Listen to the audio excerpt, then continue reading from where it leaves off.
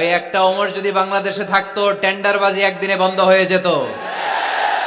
ওই এক ওমরে ফারুক যদি বাংলার জমিনে থাকতো, চাঁদাবাজি থাকতো না।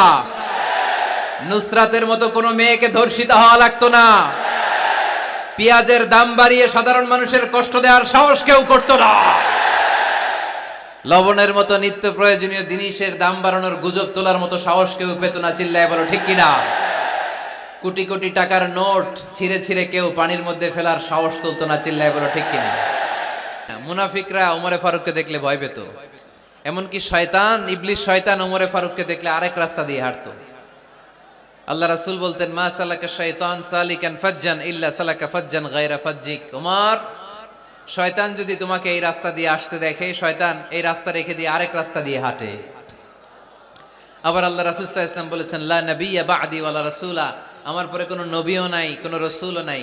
তবে লাউ কানা বা'দি নাবিয়্যুন লাকানা উমর, আমার পরে যদি নবী হওয়ার যোগ্যতা কারো থাকে, আমার সাহাবী ওমরের সেই যোগ্যতা আছে। পড়েন সুবহানাল্লাহ।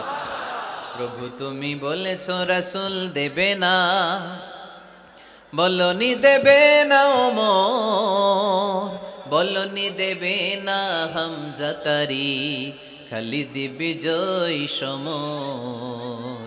প্রভু তুমি বলেছো রাসূল দেবে না, বলনি দেবে না ওমর, বলনি দেবে না হামজা তারি, খালিদ বিজয় সমর।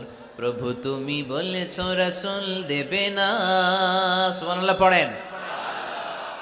ওমরে ফারুক, ওরকম একটা ওমরের দরকার বাংলাদেশে। চিল্লায় বলেন ঠিক কিনা?